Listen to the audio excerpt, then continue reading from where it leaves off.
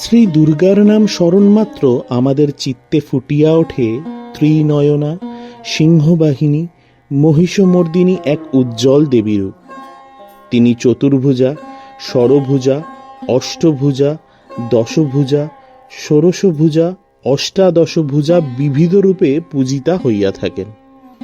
তবে বঙ্গদেশে দশভুজা প্রতিমার আরাধনাই সর্বাধিক প্রচলিত।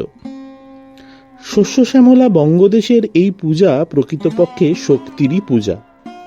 বিভিন্ন সংকটময় পরিস্থিতিতে এই শক্তিরূপিণী দুর্গার শরণাগত হইবার ইতিহাস সুপ্রাচীন। মহাভারতের বিরাট পর্বে দুর্গাস্তবের উল্লেখ রহিয়াছে। পাণ্ডবগণ 12 বর্ষ বনবাসের পর 1 বৎসর কঠিন অজ্ঞাতবাসের জন্য মহারাজা বিরাটের মৎস্যরাজ্যে যাইবেন।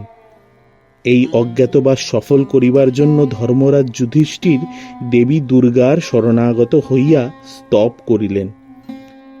শরণং ভব মে দুর্গে শরণ্যে ভক্তবৎসলে। হে শরণাগত পালিকে ভক্তবৎসলে দুর্গে, আমি আপনার শরণাগত, আমাদের রক্ষা করুন। সন্তানের কাতর প্রার্থনায় সন্তুষ্টা দেবী দর্শন দিয়া তাহার মনস্কামনা পূরণের আশ্বাস দিলেন।